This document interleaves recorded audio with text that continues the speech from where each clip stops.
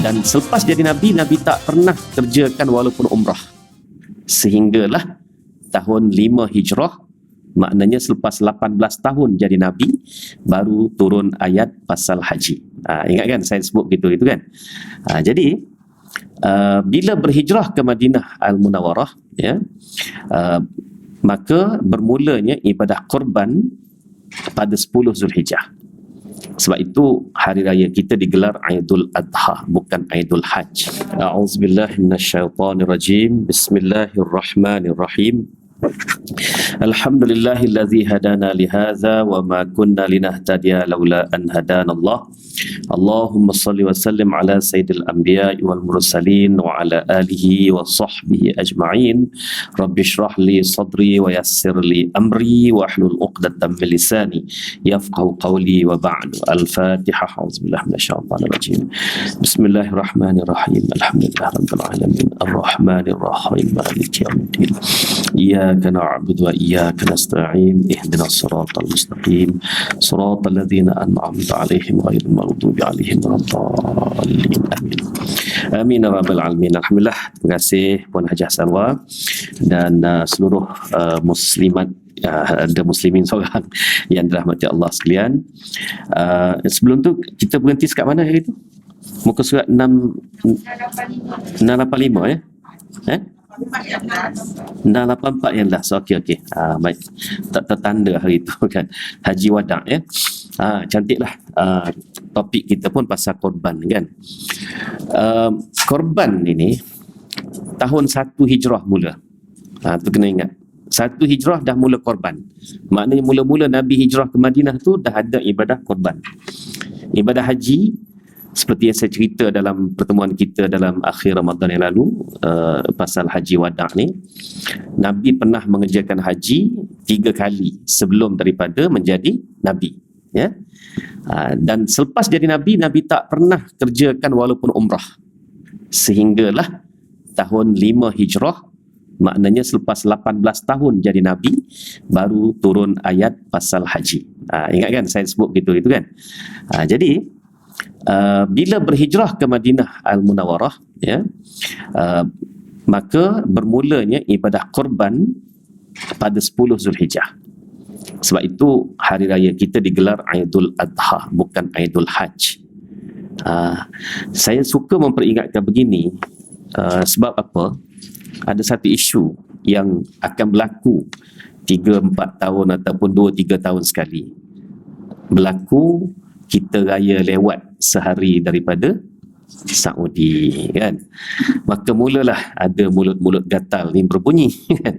Dia kata 9 Zulhijjah tu kita puasa Yaumul Arafah tu, entah-entah kita ni nak dapat pahala tapi haram, berdosa sebab berpuasa pada 10 Zulhijjah. Ini maknanya orang yang tak faham sejarah, ya, tarikhut tasyri' dan juga tak faham dari sudut asas-asas ilmu falak itu tadilah, ya. Jadi asas sejarahnya ialah Nabi tak pernah tunaikan haji selepas jadi Nabi dan Rasul, sehinggalah turun ayat wa atimmul hajja wal umrata lillah selepas perang Khandaq tahun 5 Hijrah.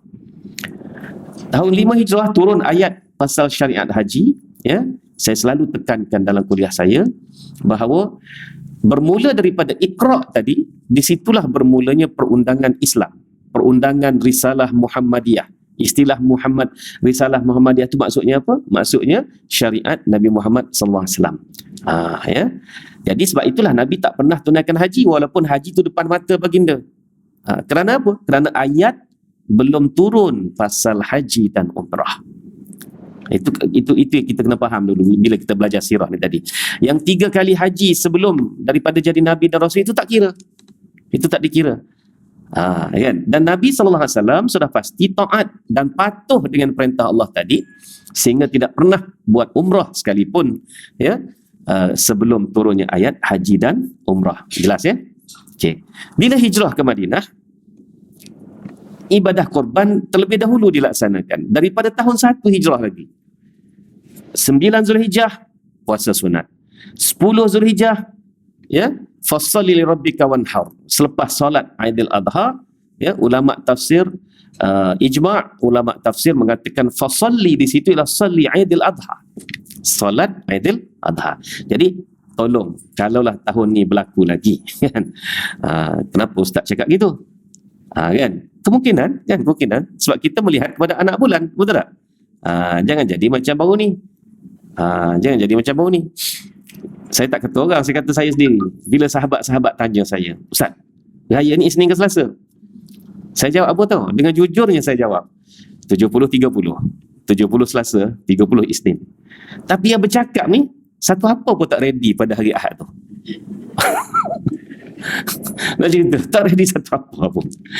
Janji nak masak nasi Arab, mandilah, apalah semua sila. Satu benda pun tak ready, tuan-tuan. Sebenarnya dah ready lah, beras apa tu dah beli kan. Cuma ayam tu tak beli, daging tak beli. Bila dia umur kata Allah. Sudah kata.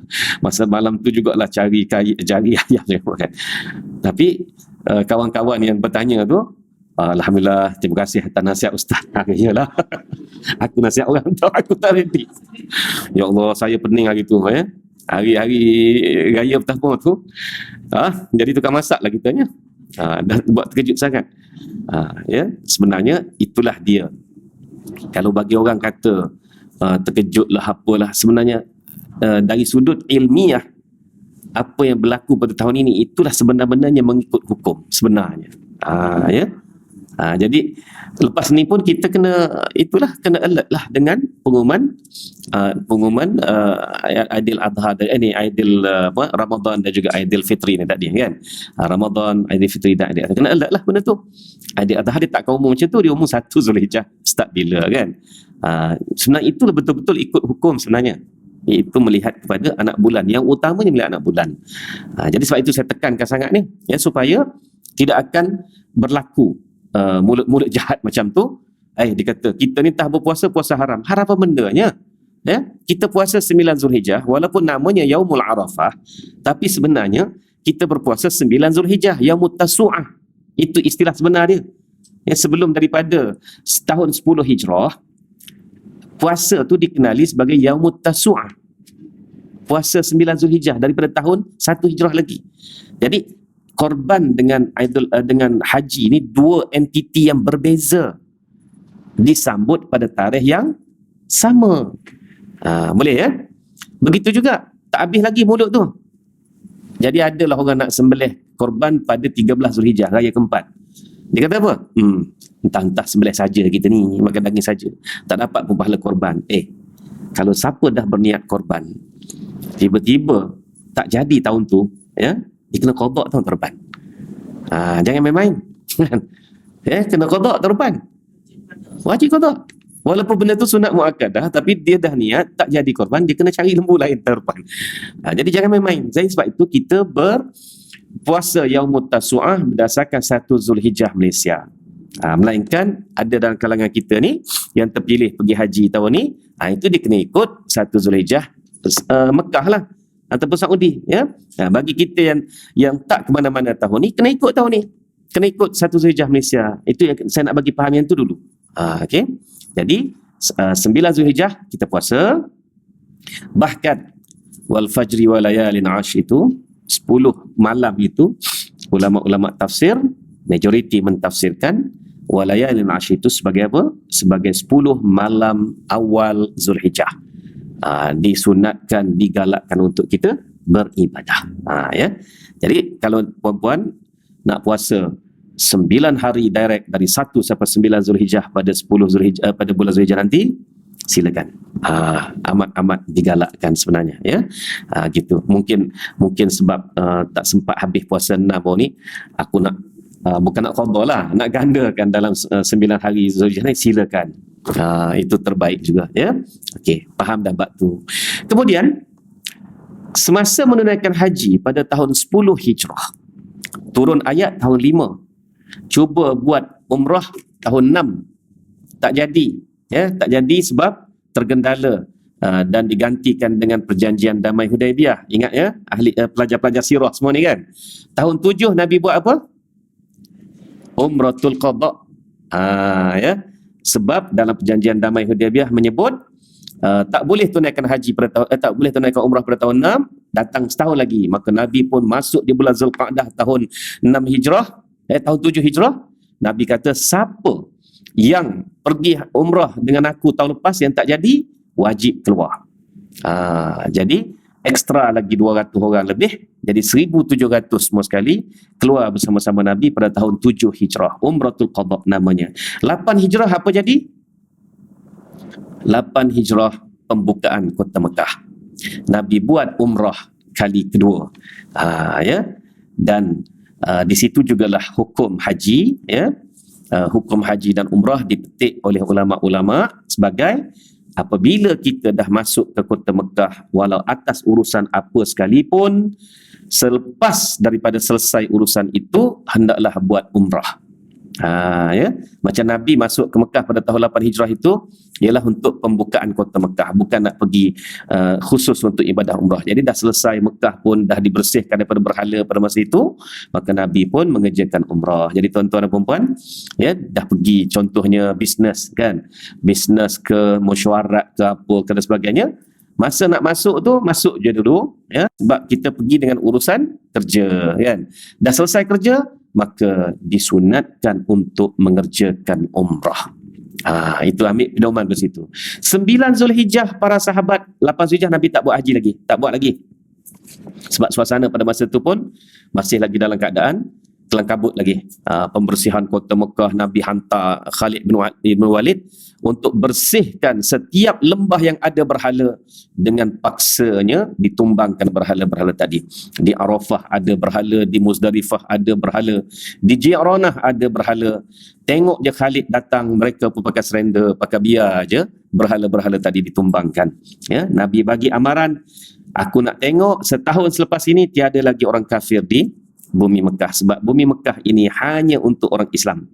Jadi Safwan bin Umayyah dia belum memeluk Islam pada tahun 8 Hijrah. 9 Hijrah umat Islam boleh dikatakan berduyun-duyun datang bertanya Nabi sallallahu alaihi wasallam, ya Rasulullah nak buat haji tak tahu ni, sebab serindu yang nak buat haji ni kan.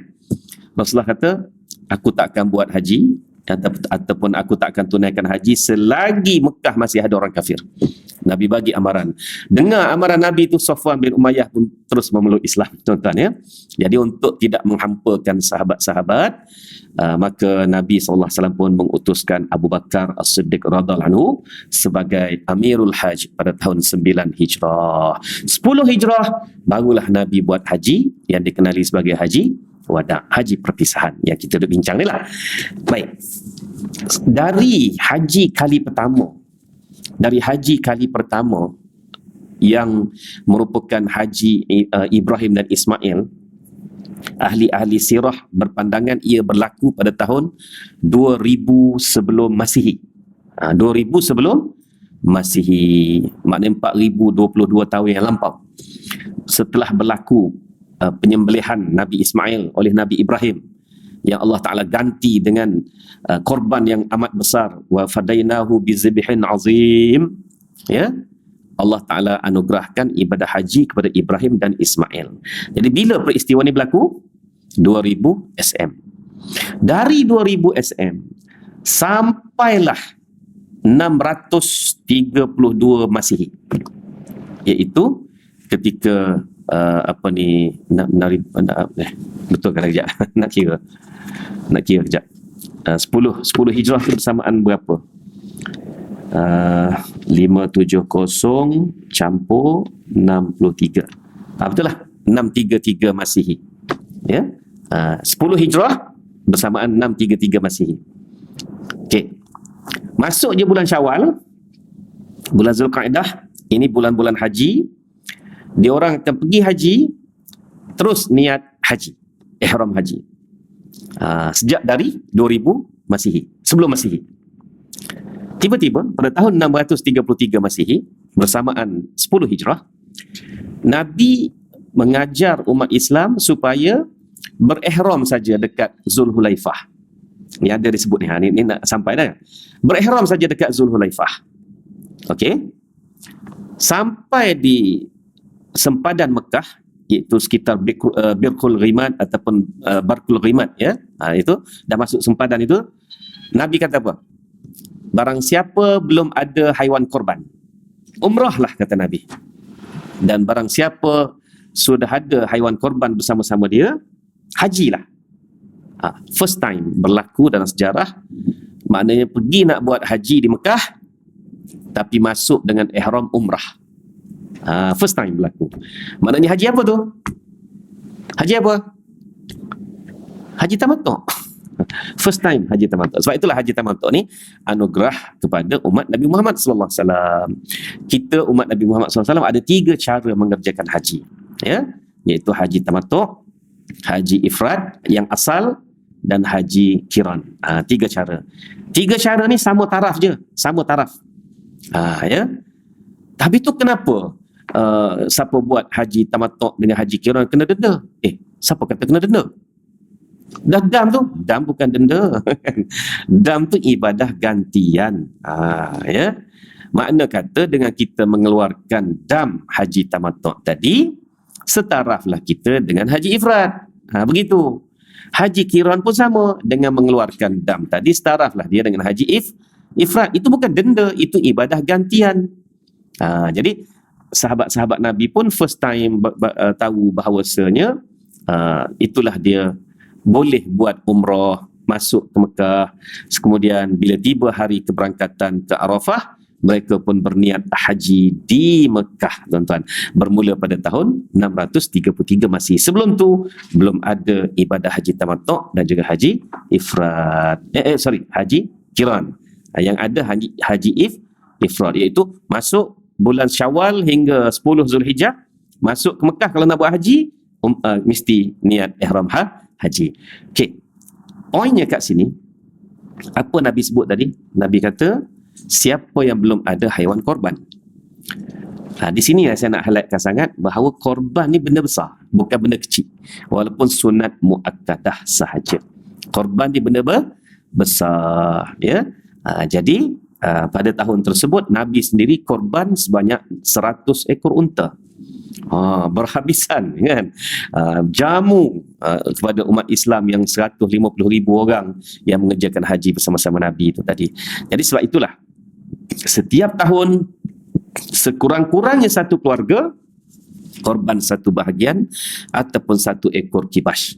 Nabi SAW pernah berkorban 2 ekor kibash. 1 ekor Nabi niat untuk Muhammad dan ahli baitnya, ahli keluarganya. 1 ekor lagi Muhammad dan umatnya. Maknanya kita belum lahir lagi tu dah dapat pahala korban yang dikongsikan oleh Nabi Muhammad SAW.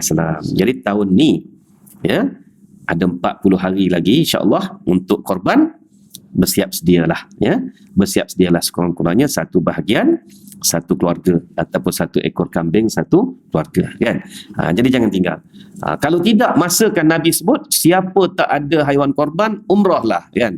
Sebab apa tu? Sebab bila dah pergi umrah, tawaf, sa'i, bercukur, bergunting, selesai, mudahlah dengan pakaian biasa ni nak pergi cari beli kambing, beli lembu, beli unta dan sebagainya, kan. Kalau dengan ihram boleh juga, tetapi susahlah, kan. Silap hari bulan dihambat lembu, tersangkut tali lembu di kain ihram, tak kenanya dah. Itu dia.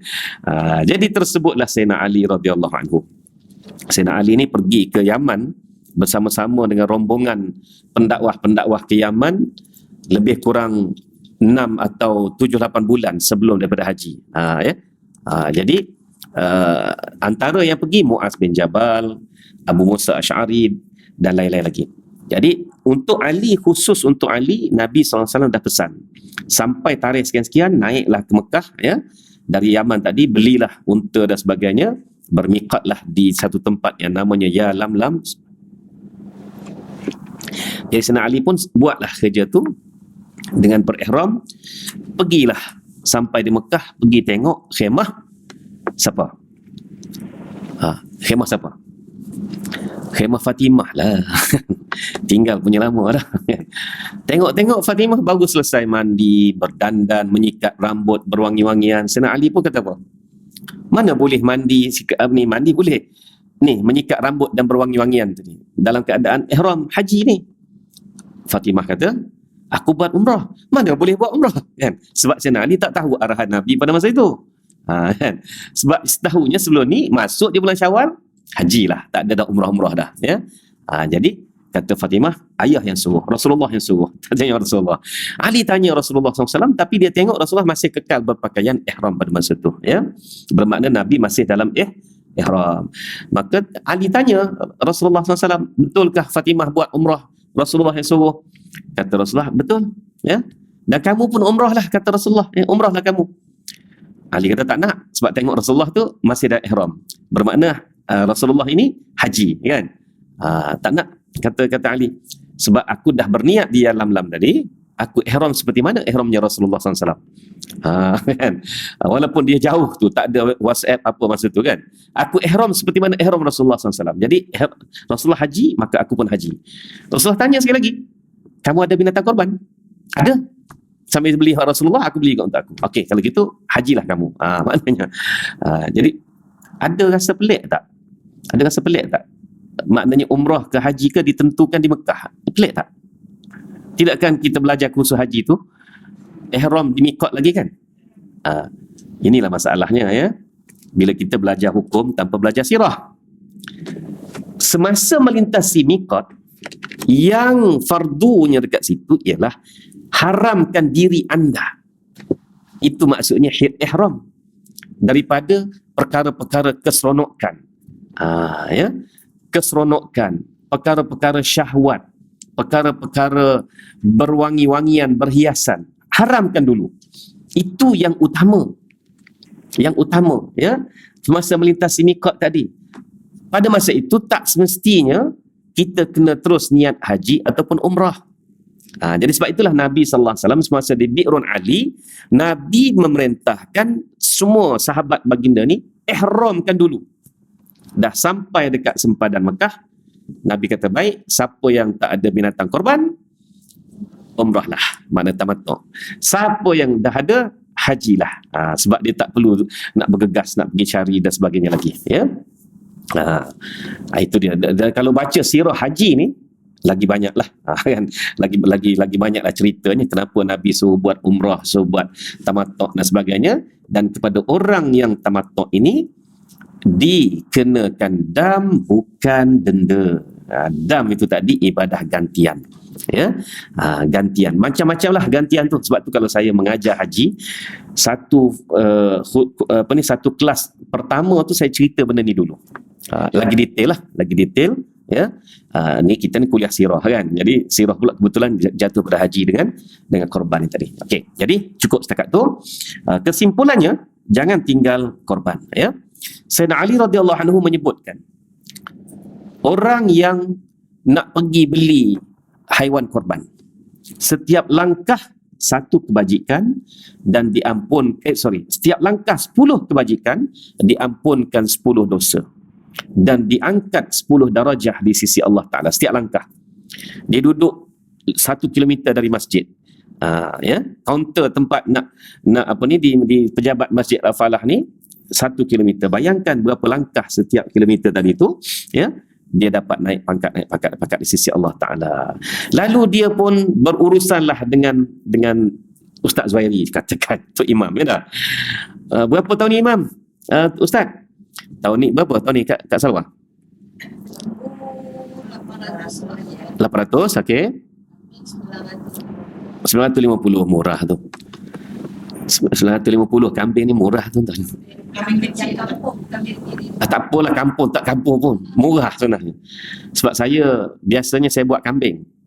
Satu keluarga saya buat kambing, tak pernah dapat 900. Walaupun kambing kampung, ya, 1000. Tahun ni saya tak pergi cari lagi, tak bincang lagi dengan family nak ambil bahagian lembu ke nak ambil kambing. Biasanya saya ambil satu kambing untuk satu keluarga, bagi-bagi kepada jiran tetangga dan sebagainya. Malam tu kita pun bermandi lah, kan, nasi mandi lah. Okey dah. Okey, tak apalah. Ni saya nak cerita, saya baru balik dari Bangkok ni, ya. Ada Thai Fest, sebab tu saya tak boleh kuliah minggu lepas tu. Thai Fest ni festival Thai Fest, Thailand Industrial Festival and Exhibition, gitu.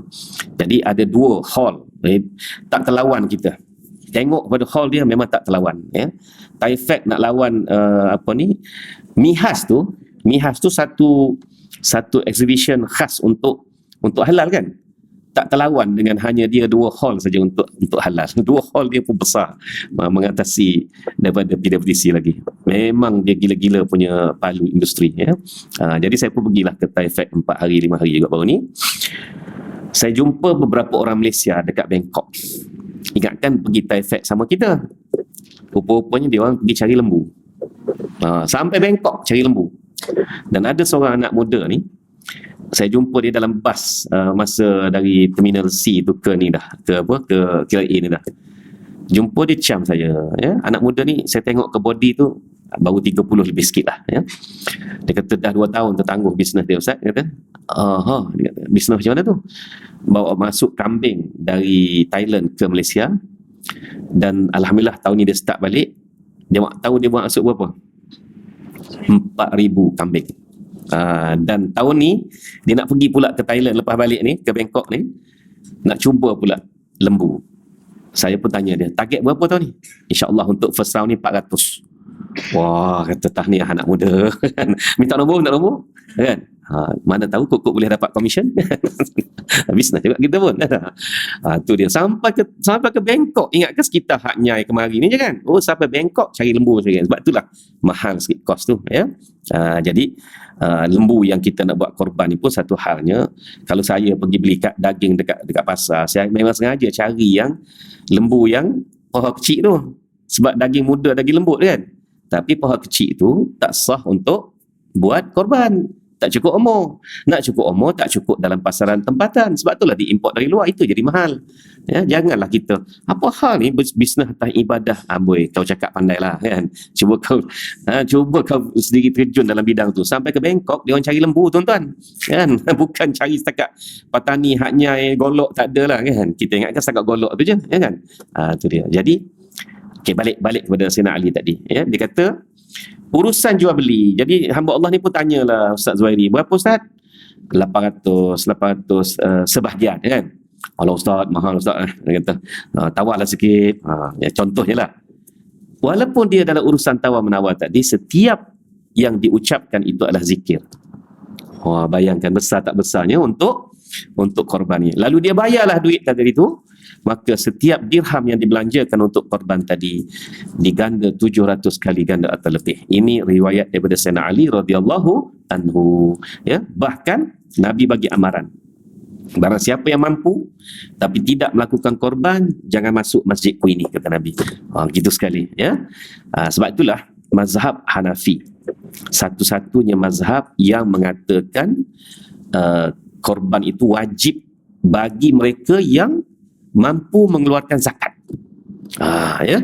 Mazhab lain, imam lain, ulama lain mengatakan sunat muakkadah full stop. Tapi Imam Hanafi dia tidak full stop kat situ. Dia tambah lagi, siapa yang mampu keluar zakat, maka dia wajib korban satu bahagian satu keluarga. Tak kiralah zakat fitrah, tak kiralah zakat harta, zakat perniagaan, zakat simpanan, zakat emas ke, dia termasuk dalam ahlul zakah, makna orang yang mengeluarkan zakat, maka dia wajib melakukan korban. Wallahu a'lam ya. Ada nak tanya? Kebetulan tajuknya jatuh pada Haji Wada ya. Jadi pada tahun tersebut Nabi menyembelih Nabi korban 100 ekor unta. Nabi sembelih 63 daripadanya, dan bakinya disembelih oleh Sayyidina Ali radhiyallahu anhu. Macam mana ya sembelih unta? Sembelih unta relax je. Dia sambil berdiri kan. Dia nahar, dia bukan zabih. Cubalah nak baringkan unta, nak zabihkan unta. Dia tendang innalillah situ juga kan. Ya. Jadi ya.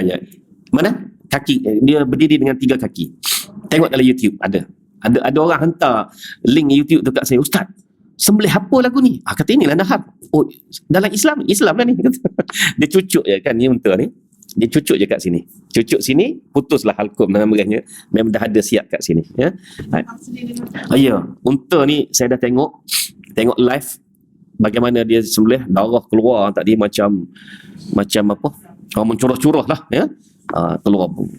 Dia relax je. Lepas tu dia pun tunduk, jatuh sikit. Dia slow. Kata patutlah ya Allah Ta'ala sebut wa ilal ibili kaifa afala yanzuruna ilal ibli kaifa khuliqat, kan. Patutlah ya, memang mulia binatang ni. Bandingkan lembu tuan-tuan. Ya, tu dia bandingkan lembu meronta-ronta sampai kejar-kejar. Ya, itu dia. Jadi Nabi sembelih unta. Okey. Nabi bermalam di Muzdalifah sepanjang malam. Nabi subuh di Muzdalifah pada 10 Zulhijjah tu. Dan dari Muzdalifah tadi Nabi bergerak mengeluarkan Nabi bergerak keluar dari Muzdalifah tadi dengan berjalan seakan-akan berlari. Makna berjalan cepat. Dan sambil berjalan itulah Nabi tunduk mengutip anak batu. Bukan macam kita. Kita sampai Muzdalifah malam tu terus bawa keluar torchlight. Terus cari batu. Jumpa batu kecil, tak boleh kecil dia kata. Nak cari batu besar-besar. Sebab apa nak besar? Biar buta mata setan. Ya tak? Walhasilnya setiap maktab itu kerajaan Saudi dah letak dah selonggok batu. Ambil je batu tu. Tak payah duk raup je. Kata orang raup je masuk dalam beg. Tak boleh dia kata kecil. Nak besar. Kata nak besar mana? Agak-agak dia buta mata setan lah kata dia. Macam-macam lah. Jadi Nabi hanya kutip anak batu sambil berjalan, sambil berlari tadi. Pada pagi 10 Zulhijjah. Sampailah di Mina sekitar waktu duha. Nabi terus melontar di Jamratul Aqabah. Selesai melontar di Jamratul Aqabah, Nabi pun turun ke tempat unta-unta itu disimpan. Lalu Nabi pun terus menyembelih sampai 63.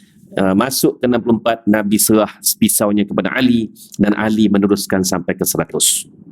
Selepas serah pisau itu kepada Ali, Nabi sallallahu alaihi wasallam pun memanggil tukang cukur, lalu Nabi pun bercukur. Selepas bercukur, Nabi pun mandi, menukar pakaian daripada pakaian ihram kepada pakaian biasa.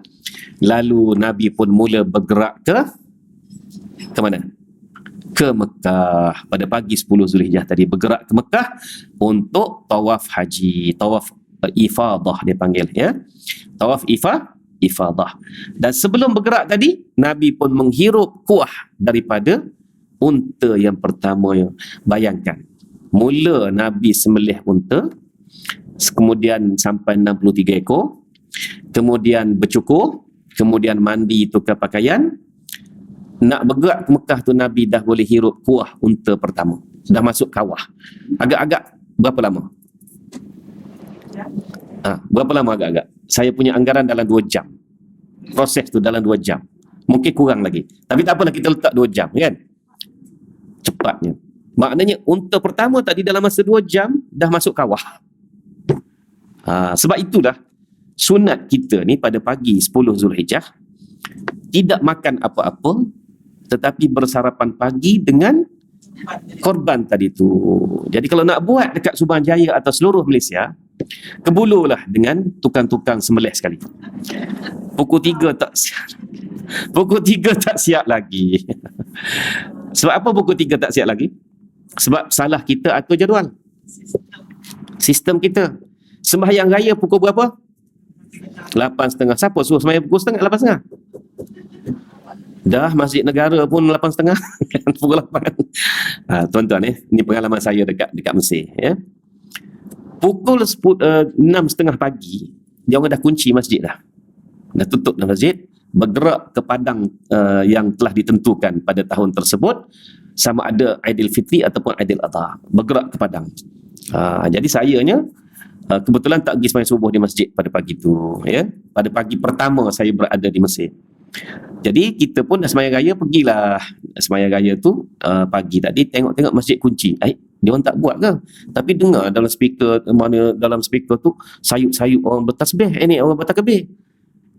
Pasal apa ya? Barulah kita pun ikut suara tu. Ada satu tempat Yuska kan, tempat Yuska. Jadi tuan Yuska tadi tu membenarkan untuk digunakan dia punya padang dia tadi luas lah untuk jadi tempat solat Aidilfitri tahun tu. Ceritanya macam ni gaya dia orang ya. Takbir.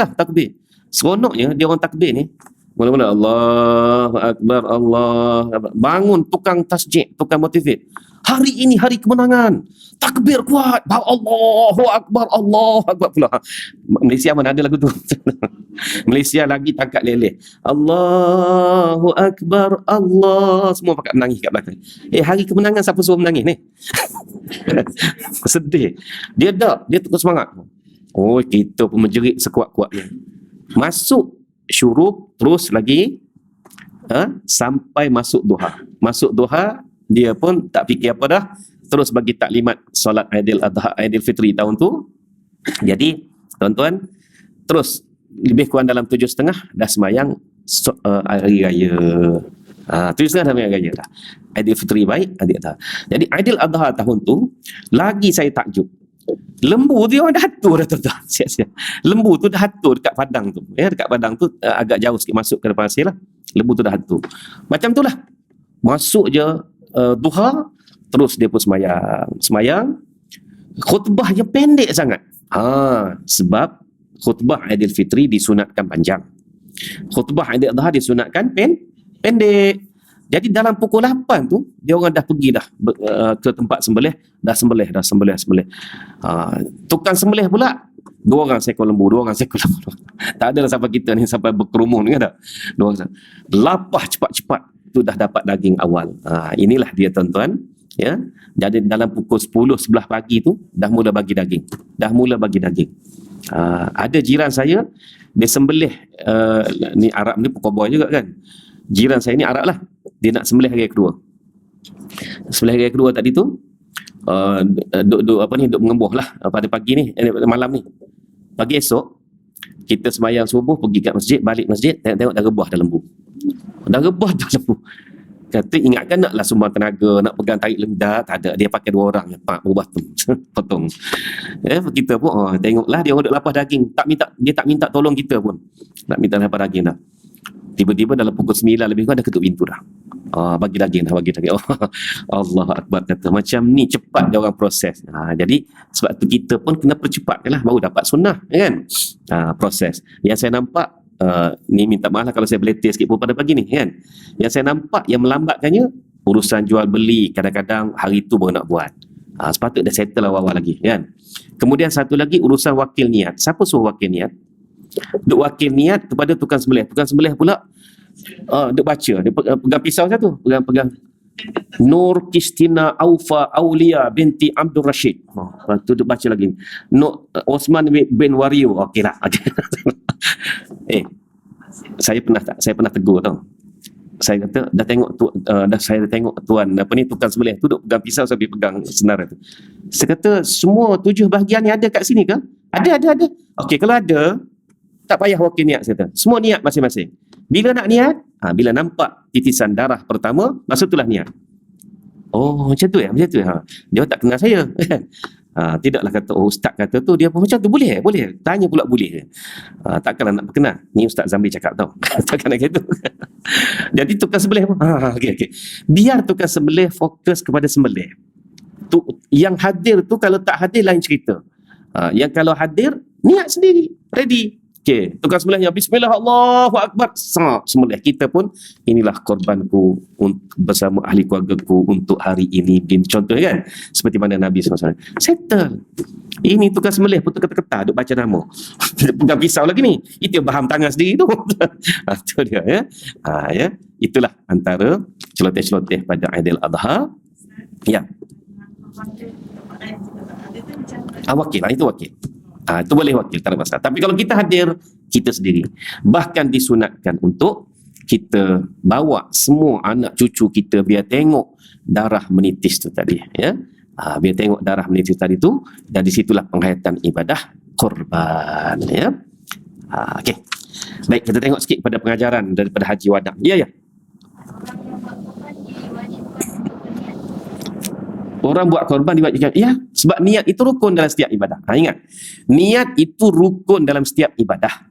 Jadi kalau kita nak buat korban tapi dalam hati tak niat, holo duit saja tak jadi. Nak keluarkan zakat pun sama. Duit dah ada ni, holo je, senyap-senyap rahsia. Tak apa rahsia, tak ada masalah. Tak perlu akad pun. Jadi keluar zakat hanya niat dan keluarkan zakat. Niat keluar zakat tapi tak keluar-keluar, tak jadi juga kan. Jadi keluarkan zakat. Walaupun orang yang menerima zakat tadi tu, ya orang yang layak lah kan. Orang yang layak menerima zakat, termasuk asnaf katakan, ya, dia tak niat, dia tak tahu pun itu zakat. Tak apa, tak ada masalah. Sebab kita dah niat dan dia pun penerima asnaf yang layak, boleh. Tak ada masalah, ya. Jadi sebab itu kita pergi ke pejabat zakat tu, itu afdal, yang terbaik, jelas bahawa yang ini zakat, yang ini bukan sedekah biasa dan sebagainya, ya. Jadi korban pun samalah. Korban pun sama, iaitu kita kena niat korban kita tu tadi.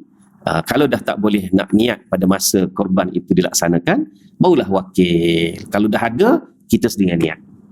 Masa korban disembelih ke atau sebelum? Mazhab Syafi'i ni dia masa sedang dilaksanakan, iaitu ketika mula nak sembelih tu. Tapi bila kita kaji dan banding dengan mazhab-mazhab lain, kan, maknanya banding dengan ulama-ulama lain, niat sebelum pisau di leher lembu tu pun, itu pun boleh juga sebenarnya, ya. Supaya kita tidak terlepas niat, dah lembu tu mati dah baru nak niat, bima juga kan.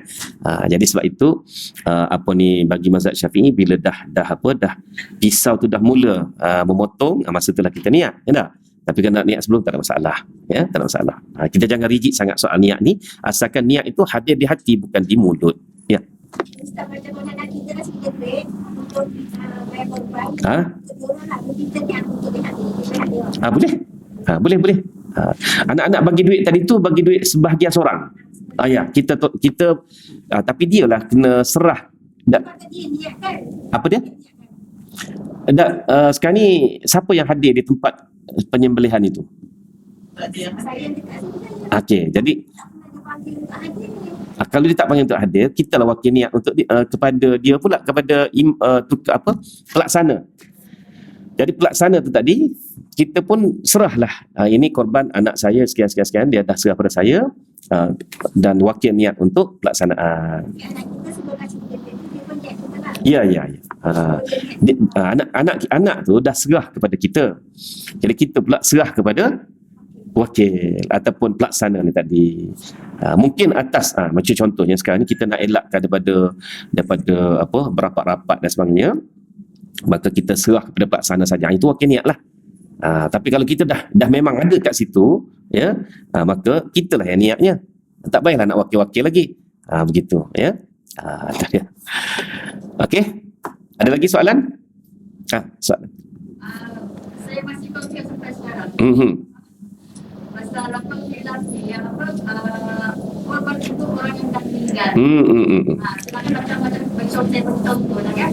Macam ibu bapa kita ni, masa dia ni ketahuan korban kan. Tapi kita yang macam tak dengan anak kan.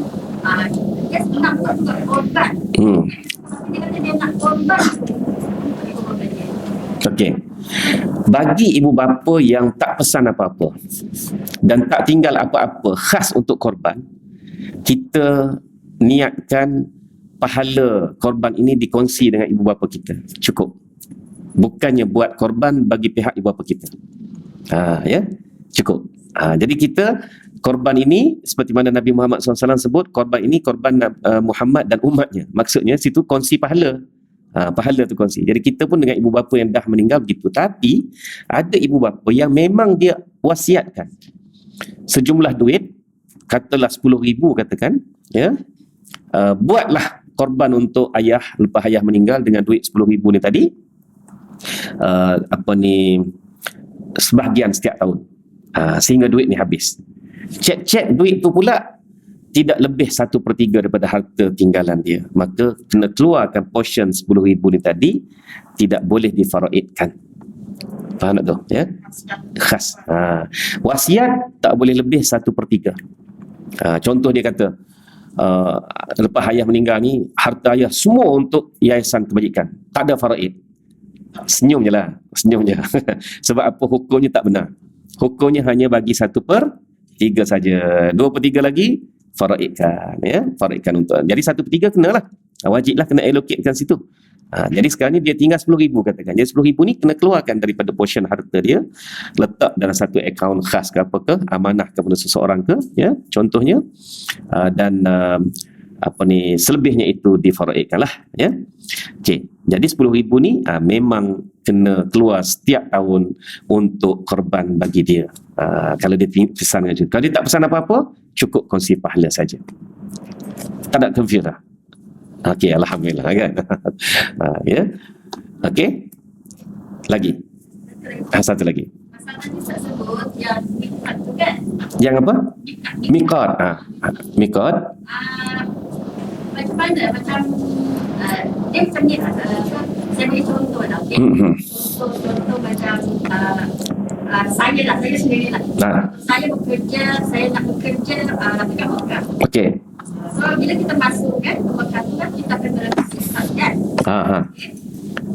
So sebab yang saya faham bila asal kita nak masuk ke Mekah, kita kena niat Ihram, betul.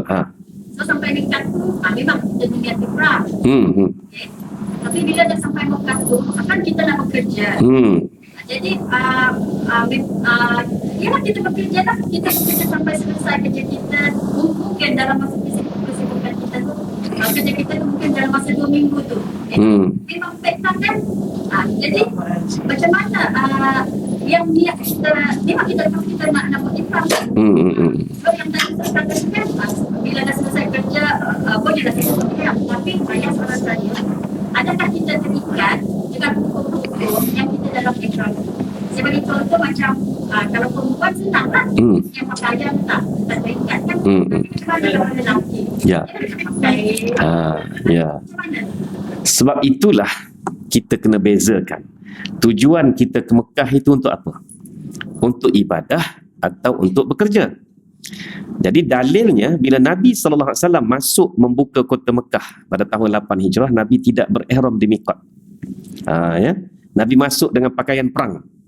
Selesai urusan membebaskan Mekah daripada berhala, Nabi pun mengerjakan umrah dengan bermiqat di Ji'ranah, jika tidak silap saya, ya. Di Ji'ranah rasanya pada masa itu. Ya, memang di Ji'ranah. Sebab selepas pembukaan kota Mekah, Nabi menghadapi pula satu lagi peperangan Hunain. Peperangan Hunain ini tadi adalah berdekatan dengan miqat Ji'ranah. Maka Nabi SAW pun kembali ke Mekah pada masa itu dan terus ke Ji'ranah, lalu bermiqat di Ji'ranah. Hunain berlaku di tanah halal, ya, bukan di tanah haram. Jadi miqat yang terdekat dengan Hunain adalah di Ji'ranah. Jadi Nabi pun bermiqatlah di Ji'ranah dan mengerjakan umrah pada tahun tersebut. Itu dia. Sekarang ni kita nak pergi kerja. Kita nak pergi kerja 2 minggu kerja kita. Tiba-tiba kita berniat ihram di Qarnul Manazil. Maka niat ihram itu sah, ya. Sah kalaulah di luar daripada bulan-bulan haji, maka automatik niat ihram itu jadi umrah sebenarnya, ya. Jadi umrah. Kalau dalam bulan haji jadi pen. Sama ada kita memang nak buat umrah ataupun nak buat haji. Okey. So sepanjang kita 2 minggu duduk kerja tadi, selagi tak buat umrah, selagi itu kita dalam ihram dan terikat dengan larangan ihram, sebarang pelanggaran hendaklah digantikan dengan dam. Jadi sebab itu dah masuk ke Mekah, masuk ya dengan tidak berniat ihram di miqat, buat je kerja, ya, settle kerja, kita pun sama ada nak pergi ke miqat, ya, ataupun tidak perlu pergi ke miqat pun. Sebab kita masuk ke Mekah ni tadi memang atas dasar kerja. Oleh itu, selesai kerja di mana bahagian sudut kita, di situlah kita berniat ihram, lalu mengerjakan umrah sampai selesai, ya. Itulah cara penyelesaian dia. Ya. Itu dia. Jadi kalau ya, tak ada. Ihram ni kena faham, bukannya pakaian tu ihram. Ihram tu adalah diri kita, jasad kita ni. Jadi cuma bahagian orang lelaki dia ada uniform khusus untuk ihramnya, iaitu merupakan 2 helai pakaian, 2 helai kain lepas yang tidak bersarung sebenarnya, bukan berjahit. Jadi ada orang dia ingat berjahit tu inilah dia ni, jahit ujung tepi apa nama emas ni kan, berjahit sampai jadi bersarung. Ni mujurnya saya ni jenis bawa sapu tangan ni tak? Tengok sapu tangan saya ni, ini kain lepas, dia tidak bercantum dan tidak bersarung sehingga kita boleh masuk. Bayangkan kain ni kain ihram, kalaulah dijahit di hujung ini sehingga bersarung dan saya pula masuk dalam sarung tu, itu baru dipanggil larangan dalam ihram. Jadi sebab itu orang lelaki dia kena pakai 2 helai kain yang lepas macam ni, satu atas, satu lagi bawah. Istilah dulu bila ustaz-ustaz, tok guru dulu kita mengajar haji, tak boleh pakai pakaian berjahit, orang dah faham. Sekarang orang tak faham konsep tu. Jadi sebab tu saya kata pakaian bersarung. Jadi tengok sapu tangan saya ni, bayangkan ini kain ihram, tepi ni dijahit, tak ada masalah. Ya kan? Kalau tak jahit tepi ni, alamat tinggal separuh lah kain tu, betul tak?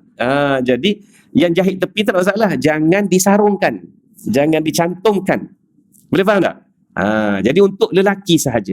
Untuk wanita, pakaiannya itulah pakai ihram. Ada orang pernah tanya saya, dia kata, baju kurung begini ustaz. Saya tambah lagi, baju kurung petak-petak, saya kata. Kan? Kita pun jenis lucu, tapi real kan? Juga pakaian ihram bagi wanita. Ya? Dan ada seorang jemaah haji saya ni, masa saya bertugas dengan Tamu Haji Travel, dia pakai baju kurung petak-petak sungguh. Dia jumpa saya kat Arafah. Dah ustaz kata baju kurung petak-petak, saya pakai sungguh. Kata nak kena datin seorang tu. Nak kena datin ni kata. Kata sah, tak ada masalah. Tak ada masalah. Kan? Simple as sebenarnya. Dia faham kat situ kan. Jadi sebab itu, apabila melintasi mikot tadi, yang ihramnya jasad kita, bukan pakaian kita. Jadi bagi orang lelaki, kalaulah dia melintasi mikot tadi, dia memang berniat ihram tu sah jadi. Cuma dia kena dam lah atas pakaian baju bersarung selai, seluar selai, contohnya. Pakai topi pula, katakan topi kerja. Jadi sebab itulah bagi orang yang masuk untuk bekerja tidak perlu berniat ihram. Driver contohnya 2 kali sehari dia masuk Mekah kan, trip Madinah Mekah, pernah saya jumpa seorang driver, dia kata aku masuk Mekah 3 kali sehari, 3 kali ulang alik Mekah Madinah, tak perlu niat ihram. Kalau dia nak buat ihram, nanyalah kita, mana driver ni, driver tak selesai umrah lagi. Kan? Sedangkan trip nak jalan dah tu kan. Jadi sebab itu, apa niat kita pergi ke Mekah? Niat kita kerjakah atau ibadah? Kalau niat ibadah, wajib dia berniat ihram di mikot. Baru 2-3 hari lepas ada seorang bakal haji, sepasang bakal haji bertanya saya, dia kata dia akan masuk ke Mekah 15 hari sebelum daripada wukuf. Oleh itu dia nak masuk, dia berazam nak buat ifrad. Okey, cantik, saya kata 15 hari. Tapi saya masuk tu saya tak niat apa-apa dulu di mikot. Kata saya sampai di Mekah, saya relax dan sebagainya. Sampailah hari 2-3 Zulhijjah gitu, saya pun niat niat ihram haji, nak buat ifrad lah. Terus dalam minda saya pun, tak dia aku baru nak puji kan, nak buat ifrad 15 hari sebelum wukuf dah. Sekarang ni confirm kamu tak tahan. Kata tuan, kalau tuan buat begitu, tuan dikenakan dam kerana tidak berniat di mikot sebenar, iaitu mikot arah kita, dan berdosa. Oh, berdosa sebab kita pergi sana nak suka-suka. No, bukan gitu. Sebab tuan dengan sengaja tidak berniat di mikot yang telah ditetapkan. Maka berdosa kat situ. Adakah dam tamattu' tadi? Dam tidak berdosa. Sebab memang dam itu ibadah gantian kepada mikot asal dia. Jadi sebab itu, beza dam tamattu' dengan dam yang kes macam tadi, dam berdosa. Berdosa itu perlu taubat pula. Kan? Dia ada, batu khusus haji itu dia kena detail macam tu. Ya. Jadi dia gitu ya. Jadi sekarang ni saya ni ustaz galakkan buat haji apa kata dia? Confirm haji tamattu. Direct dah nampak dia memang tak tahan kan. Confirm haji tamattu. Tapi kena dam lah. Dam itu tidak berdosa tuan. Ya, dam itu adalah dam ibadah gantian ya. Maknanya pahala daripada menyedekahkan daging dam tadi menampung kekurangan kita tidak pergi ke mikot yang sebenar kerana tak mampu nak pergi begitu. Ya, itulah ibadah haji. Boleh? Ya, satu lagi. Okey. Jadi yang maknanya bila macam saya masuk masa susah kerja, jadi saya sampai mikat saya tak payah niat. Betul? Kerja. Bila saya tak payah niat, saya tak payah bayar jam. Tak ada, betul, tak ada dam. Okey. Memang tak ada dam langsung dah itu. Hatta tapi kenapa tadi yang sesuatu yang pasangan suami itu dia tak ada niat apa-apa. Kenapa dia dikenakan? Sebab dia memang nak pergi haji. Ya, tarikh keberangkatannya ialah 25 Zulkaidah. Memang nak pergi haji. Kan, puan pula memang nak pergi kerja. Takdirnya takdirnya menjelang hari hari terakhir kerja tadi tu datang hit takdirnya kan, maka tak boleh nak buat umrah lah kan, maka baliklah ke Malaysia tanpa buat umrah walau sekali pun tidak mengapa, sebab puan pergi untuk kerja bukan untuk ibadah. Gitu ya. Ada sekumpulan anak gadis pernah tanya saya, okey, dia kata saya ada kawan, dia kata masa belajar dekat universiti orang Mekah, so kita ni memang dijemput ke sana dan kita pun nak pergi ke sana ustaz, dia kata kita nak pergi atas dasar melawat sahabat. Okey, kita dengar dulu cerita dia kan. Jadi kita pun masuk tanpa mikot, tanpa ihram, sampai kat sana dah 2-3 hari, kita pun keluarlah ke ke Tanaim ke apa ke, berniat ihram umrah kat situ, kita nak buat umrah. Macam mana ustaz? Kata buat begitu boleh, tapi dikenakan dam satu ya, dan juga tak saya tanya gini dulu. Nak melawat sahabat tu sebab apa? Ialah sebab sahabat kan lama tak jumpa, dia pun orang Mekah kan. Jadi okey, adakah sahabat tu sakit sampai sakratul maut? Ustaz, nauzubillah, kata. Sihat walafiat. Sajalah tanya, kata baru boleh jawab soalan. Okey. Maknanya lepas tu yang ketiga soalan saya, visa awak nak pergi sana tu visa apa? Visa umrah lah ustaz. Okey. Awak dikenakan dam jika buat kerja macam tadi dan berdosa pula. Ya. Berdosa. Sebab apa? Sebab sengaja melintasi mikot tanpa berniat ihram. Sengaja. Tu dia. Dah kena dam situ. Lepas tu berdosa pula. Sedangkan kalau dikenakan dam tanpa dosa ada. Dia bahkan keseluruhan dam tadi tak berdosa sebenarnya. Tapi kalau sengaja dia langgar, dia berdosa. Dekat situ ya. Jadi sekarang ini, sebab tu kalau nak cerita pasal dam ni, ada kalanya boleh juga disifatkan denda sebenarnya. Kalau macam tadi memang boleh disifatkan denda lah ya, sebab dia sengaja. Sekarang ni awak nak pergi rumah sahabat awak ni, walaupun dia sediakan rumah sepanjang awak duduk di sana dan sebagainya, awak tetap dalam fokus nak mengerjakan umrah juga sebenarnya. Cuma menghelah nak menziarahi sahabat sebab tak nak niat di mikot awal-awal kerana susah. Begitu sebenarnya. Dia kata betul lah ustaz. Ustaz tahu. Ustaz dah lama dah main benda ni. Jadi jangan berhelah dengan ibadah. Jadi nak pergi ziarah sahabat kita tadi tu sediakan rumah makan minum sepanjang berada, itu rezeki. Tapi dengan Allah, tetap ketika melintasi Qarnul Manazil, berniat ihram umrah kat situ, masuk kerjakan umrah dulu, pergilah dah selesai umrah, pergilah nak berehat-rehat di rumah sahabat itu. Ya, gitu keadaannya. Boleh jadi khusus haji pula hari ni. Okey. Last question, kau tidak jadi haji. Okey. Dia melanggar larangan ihram. Dia dah lepas untuk umrah kan. Ya. Sepatutnya dia jangan. Kalau dia ambil visa melawat, sekalipun, visa pelancongan sekalipun, dia tetap sebenarnya nak pergi umrah tu. Lainlah jika macam puan tadi memang dia tu dah digazetkan sebagai pekerja. Itu lain, itu beza. Macam driver bas memang digazetkan sebagai pekerja. Ataupun peniaga, sekurang-kurangnya peniaga kan, memang kita ada kedai runcit kat sana, nak kita tengok sebulan sekali, itu lain. Ini memang sekadar nak ziarah sahabat kan, walhanya nak pergi buat umrah pun sebenarnya. Di situ maka tidak boleh masuk ke tanah haram Mekah melainkan dengan niat ihram di miqat. Full stop kat situ.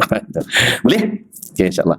Jadi sekarang itu saja pada pagi ini. Semoga kita dapat manfaat daripada pengajian sirah. Tapi satu yang saya seronoknya, tuan-tuan dan perempuan, nampak ya bagaimana sirah tadi mempengaruhi hukum hakam yang kita duk pakai hari ini. Ya. Jadi daripada pergerakan Nabi SAW, disitulah para ulama menghuraikannya sehingga akhirnya kita dapat hukum yang dah kita pakai sampai hari ini. Ya. Wallahu'alam. Kita tangguhkan dengan tasbih kafarah dan juga surat subhanakallah wa bihamdika asyhadu an la ilaha illa anta bismillahirrahmanirrahim. Wal asri innal insana lafi khusr illa alladhina amanu wa 'amilus solihat wa tawasaw bil haqqi wa tawasaw bis sabr. Sadaqallahu azim. Wabillahi taufiq wal hidayah. Wassalamu alaikum warahmatullahi wabarakatuh.